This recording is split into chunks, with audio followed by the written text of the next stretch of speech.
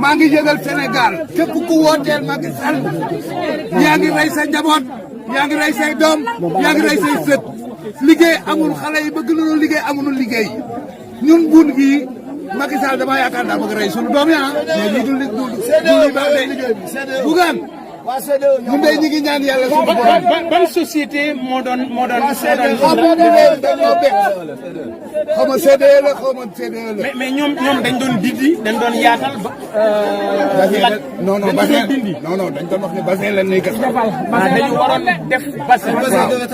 war ko gas tabax ko. léegi qu'est-ce qui s'est passé comme ça ba ndox ñëw ci kër yi. tabaxul bëgg a rey sunu sët yi rek ak sunu doom yi. Macky Sall mais lii quand même père ça c'est une haute trahison.